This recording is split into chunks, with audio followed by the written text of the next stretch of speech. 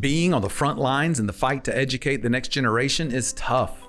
The goal of this podcast is to provide you with important updates, encouragement, and connection. Welcome to the Institute Leaders Lifeline.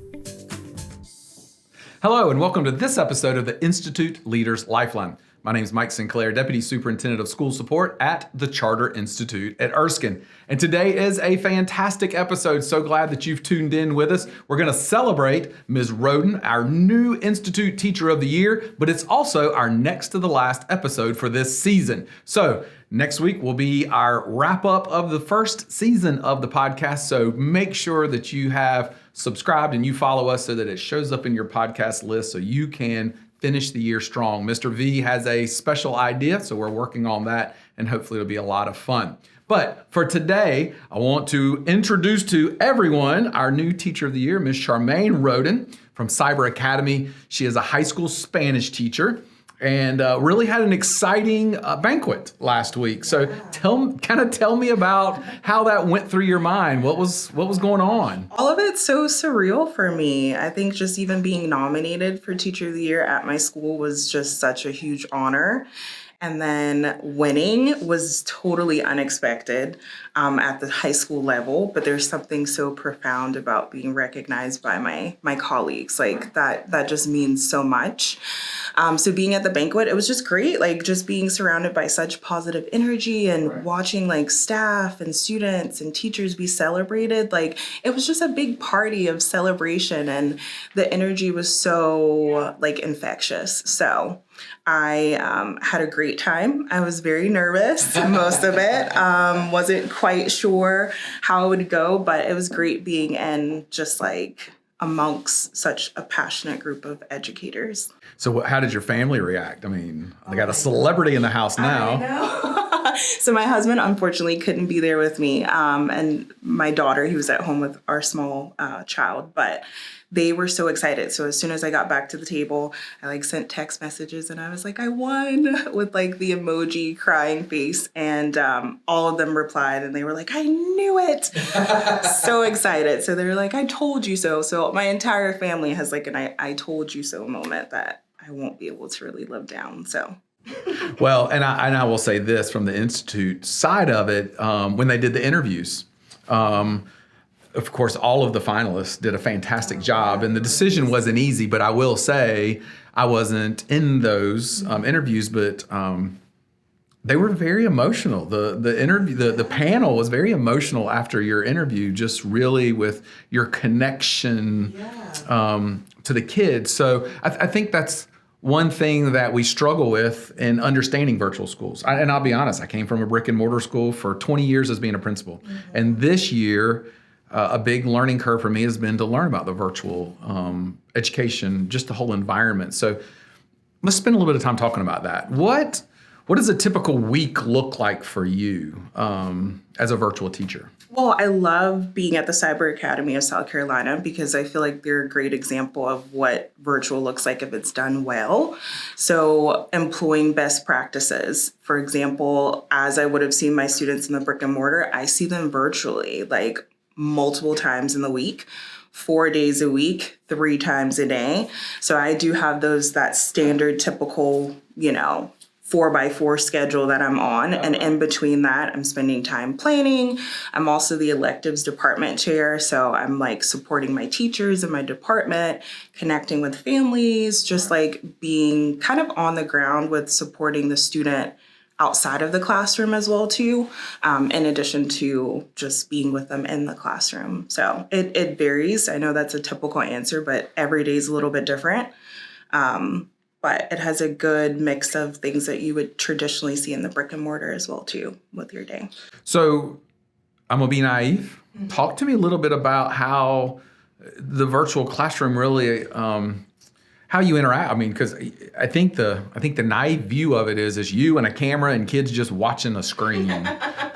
I know it's more complex than that. So talk to me about like, what does that interface look like without losing us in the technical end of it? But right. Well, I try not to get technical, but as with anything, as in the brick and mortar, engagement's always going to be an issue. Even if you're teaching in person, right? Your concern as a teacher is am I connecting with my students, or am I able to get them actively involved in the learning process? And that challenge is definitely there virtually as well too, but I also feel like the virtual world kind of eliminates certain barriers. So there are students, for example, in my brick and mortar classroom who probably would have sat in the back of the classroom. They have social anxiety, maybe they don't participate as much. And then in the virtual setting, you kind of have a level playing field in a way. So students feel more comfortable. They're at home. They're able to engage in different ways. And so one of the things I'm really big on in my virtual classroom is offering a variety of instructional strategies that allow students to participate in the ways that are most comfortable to them. And that is so important to kind of meet them where they are. And so my students know, like when they come to my class, I hate lecture. We're not lecturing. Like I hated that in the brick and mortar. We're not lecturing. Like virtually, you're not just going to stare at the screen. I expect you to be an active participant. And so I kind of create activities that help facilitate that. And every day is different. So they don't know what to expect. I keep them on their toes. Yeah. And I love that. I love doing that. Right. Well, so during COVID, everybody did, I'm going to use air quotes for our listeners, virtual education. So it was a nice little Zoom meeting with a bunch of pictures of kids on the side or whatever. That is not what you do. Not even close. And I actually made the transition to virtual prior to COVID, like the year before COVID hit. And then COVID hit, and I was like, well, I'm glad I did that, right? But you're right. Like I think there is a preconception that comes with virtual.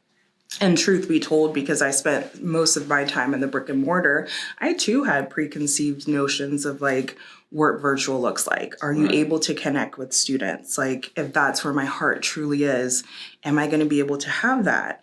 And what does rigor look like? And how do you assess mastery, right?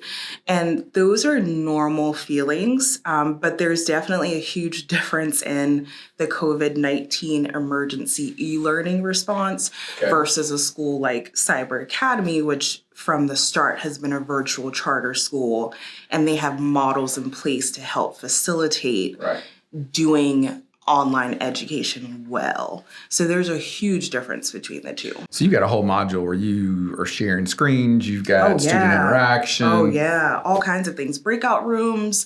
We do a lot of like class kick activities. I'm gonna like name drop a bunch. That's all right. That's all right. Give me a little nugget about these when you name drop. Like what is class kick? So class kick is essentially like, it is an app essentially where students are able to log in. I'm able to put content in there and watch them work in real time.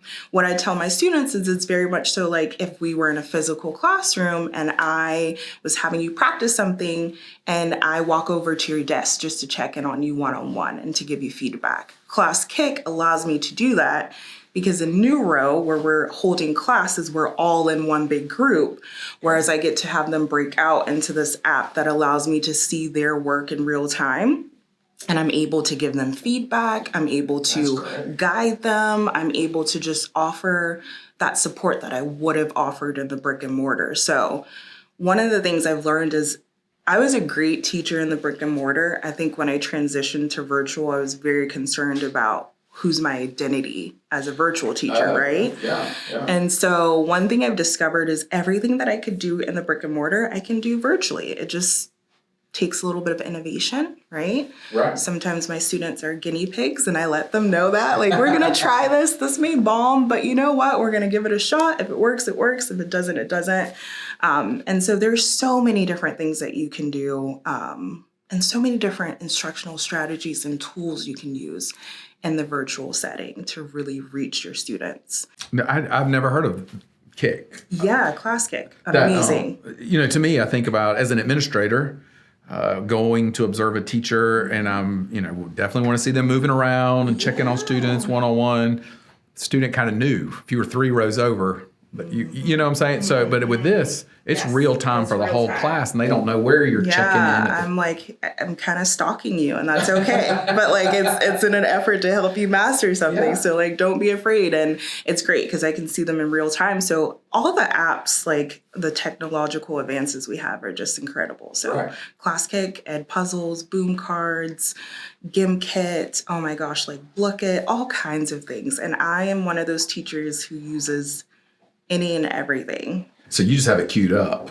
Yeah, I'm huge on like my content, but I'm also big on helping students learn how their brain works, and all of our brains work so differently. So I'm big on like, I'm going to show you this content in multiple different ways so that one of these will click for you, and whatever one works for you is great. So you're going to see this content in a video, or we're going to pop into ClassKick for hands-on learning, or we're going to do some interactive like task cards to keep things going and get you that instant feedback. So I'm huge on. So you're hitting all the modalities. It's not just visual, auditory. Absolutely. You're hitting them all. It's more. And I want students to lean into the way that their brains work. So don't be afraid of that. All of our brains work so differently. So I'm huge on them building confidence, not only in my content, but like in themselves. So you've just transitioned a little bit. You're really talking about confidence, doing students getting their learning styles in. You know, I think there's also a piece of how do you build a relationship with a student that might literally be a couple hundred miles away from you in the virtual world. So talk to me about that. How do you build relationships with your students? Yeah, that was definitely one of my concerns making the transition from the brick and mortar, because that's like why I teach. Right. Like those connections was it for me. So that was one of the scariest thoughts, is like, if I don't have that, what is teaching to me? And so coming in virtually, what I found is that those relationships are there. You just have to be more intentional about it. So using things like student interest surveys, right? I want you to take this survey. I want to get to know like your goals for this class, but also like, what are your hobbies? Like, do you like working in a group? Do you prefer working alone? Do you work better if there's music in the background? Things like that. Or, hey, it's your birthday. I'm actually going to send you an actual postcard in the mail, which they're so unaccustomed to, right? Because they're like, mail, a stamp, like what is this? A post office, right?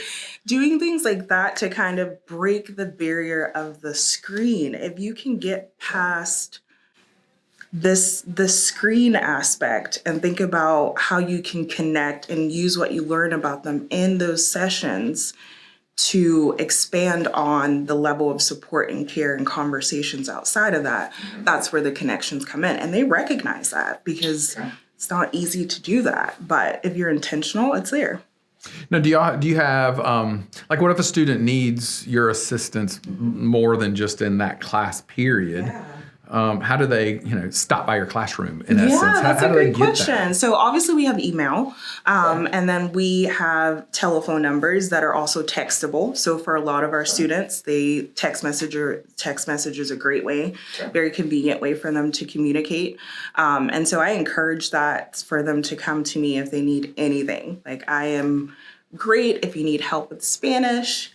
Can't really help you when it comes to math or science, right? So don't call Mrs. Roaden for that. But anything else, I'm like, I've got you. You're stuck with me for life.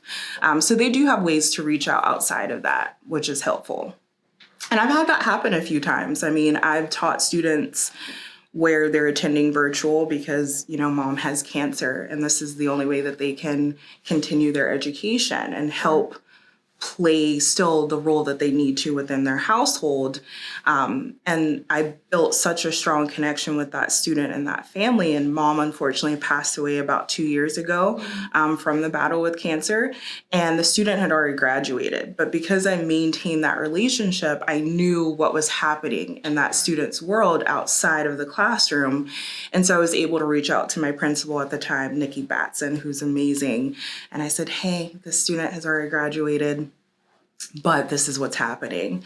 And she was so supportive, we were able to send flowers and a card, once a heron, always a heron. Yeah. And so it's just things like that where if that is your goal, to have solid relationships with students, I really don't think that there's any barrier there.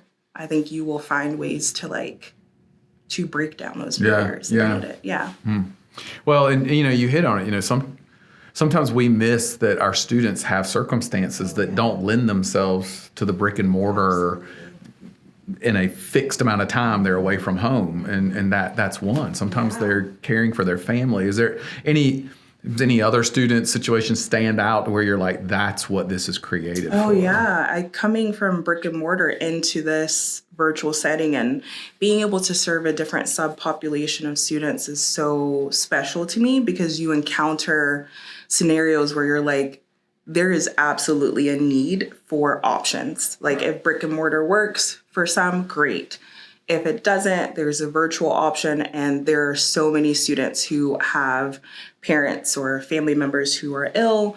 A lot of my students have children of their own, and they really just want to shift their trajectories and have a better quality of life for them and their children. And that, when you peel back the layers of virtual and you see that, it's very hard to have a mindset that virtual shouldn't exist. It's just a cop-out, or it's not. I think if you're in it and you see the ways that it works and the ways that it impacts students and families, it's really hard to deny the need for it. Right. Yeah. Right. They're not trying to take the easy way out. Attendance policy. Yeah, no. And I would argue that it's 10 times more challenging learning virtually.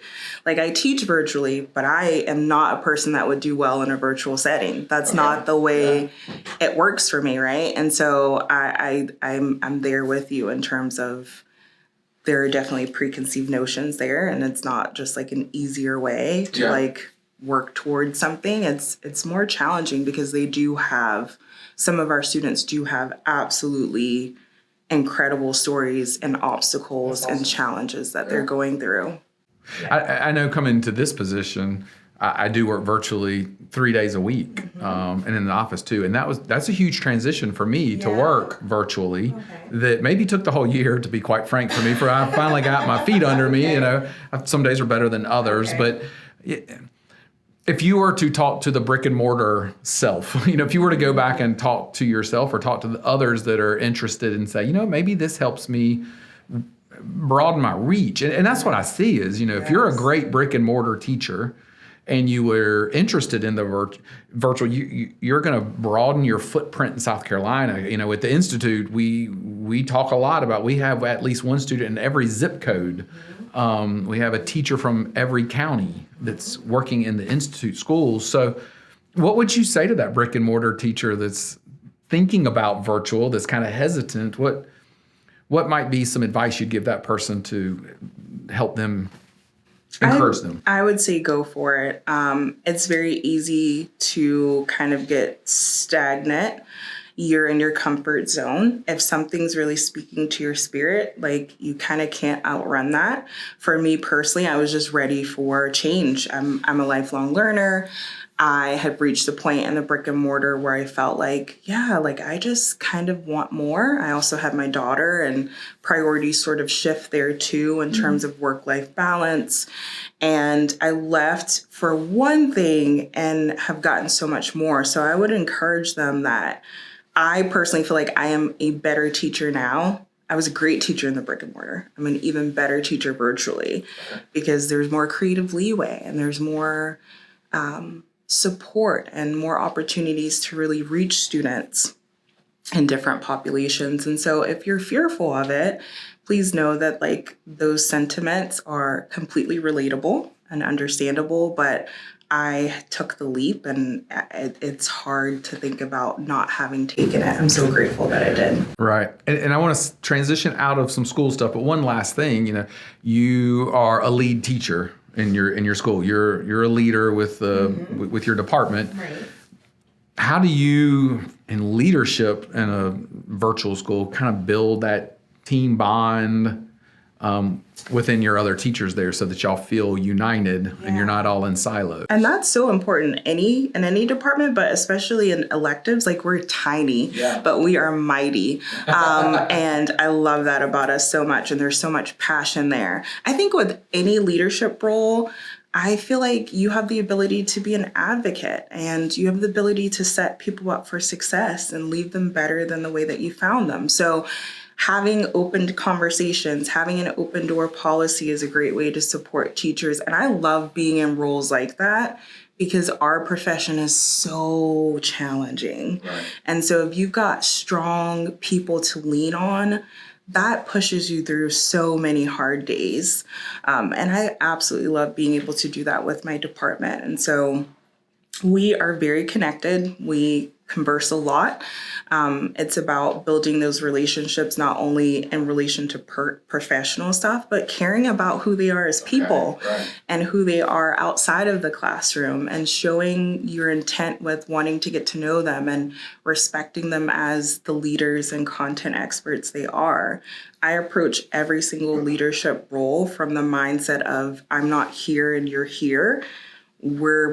I'm equally going to learn as much from you as you're going to learn from me. And that's how I approach all my relationships from that perspective. Right. And that's very healthy. That's one thing we've talked about is you've got to lead by example and be in the trench. You can't be above and demand something that you're not giving. Yeah, you definitely have to, because those perspectives are helpful. It's helpful to hear from other people who are in the trenches. You also have to be willing to get your hands a little dirty, right? And be in there with them. And I think they respect that and they admire that. And that's something that helps you build a stronger relationship professionally. And then they have that intrinsic motivation to want to give their best because they feel supported. Right. And if I can give my teachers the best in my department, then they're going to give the best to our students. Right. No, that's very wise. Very well said. Very well said. Yeah. And you're sitting there, as being a teacher in the virtual school and demands of students having access to you. Yeah. You're leading the electives department. You mentioned, you want to do this change in some level because access to your daughter and have. So how do you balance? I mean, I know from working at home, I work in the house, so I'm not leaving work. Right. So how do you balance and that? And that is, it's definitely a learning curve, and I've gotten better at that. Having a separate workspace is so helpful. Okay. Being able to close that door and say, okay, like that is it. Work's done. Out of sight, out of mind, and having that separation is critical. Making the most of your professional time too. Like, these are my work hours. Here's my priority list. These things take precedent and they're priority today. There's a whole other day, right? And I will get to that the next day, which is hard. As a teacher, you want to just scratch off everything, right? But what you give yourself outside of the classroom also benefits your students. So it's important to take care of yourself, even if it's I've been in front of this screen for 3 hours. I'm going to go around the neighborhood and take a 10-minute walk, right? Yeah. Just pulling yourself away and being willing to pour into yourself outside of the classroom is so important. Right. And it can be hard to do that because sometimes you feel bogged down. I felt very, very bogged down in the brick and mortar, whereas virtually I've been able to pour more into myself, and that kind of trickles to my family and all the other areas of my life too. So. And that's huge to recognize that as far as I need a 10-minute break. Yes. Because, when you're by yourself at the house, and my experience is you can be guilty of just cranking out work, and then all of a sudden you realize, you're dead because you feel like you got to fill time and you forget that in a face-to-face work environment, you might have a one-off conversation in the hall where your brain checks out. Exactly. So that's good for our virtual workers that listen. I think that's a great strategy. Go just take a walk or do something. And encourage your students to do the same thing. Hey, have you been outside today? It's beautiful. Encouraging them to do that as well too, because their schedules are jam-packed with classes and all the things they're doing. So it's so important. And as far as screen time, they spend plenty of screen time after your class. Right, exactly. On their personal time. So it's a win-win to encourage them to get from behind a screen sometimes. Right. So, Teacher of the Year. Mm-hmm.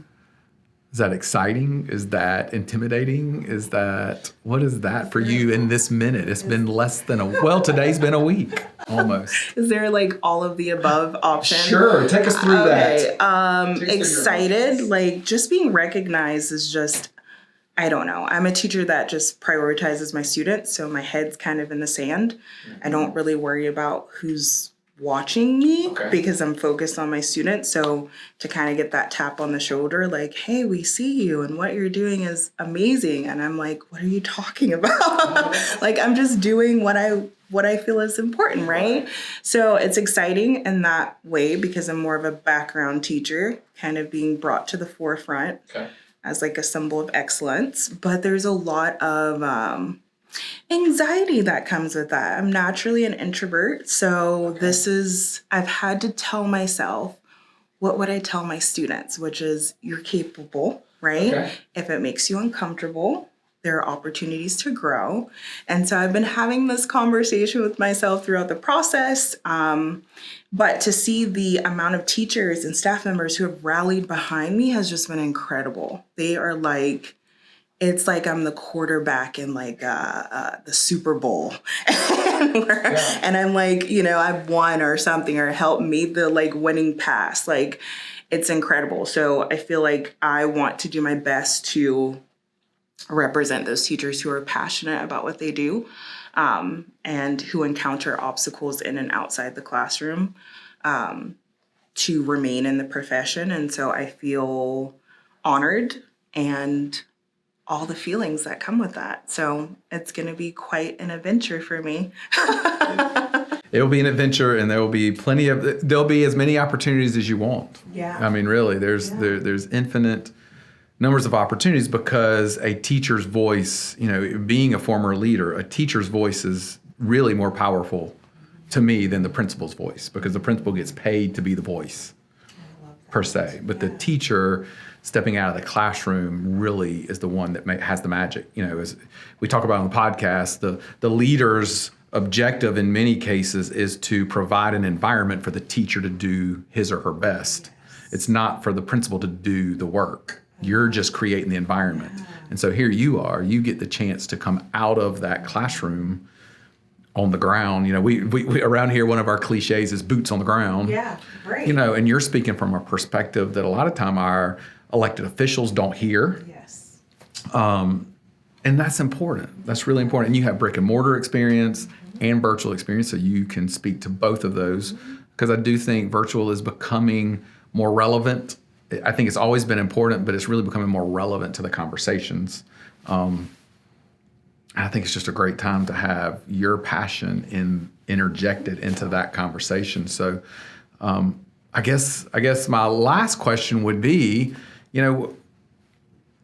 what would you, if you were sitting here in front of your, I want to say cask all the time, because that's what David Crook says all the time. But if you're here in front of your Cyber Academy family, what would you say to maybe those teachers that don't feel as empowered? They feel like, I just teach in my classroom.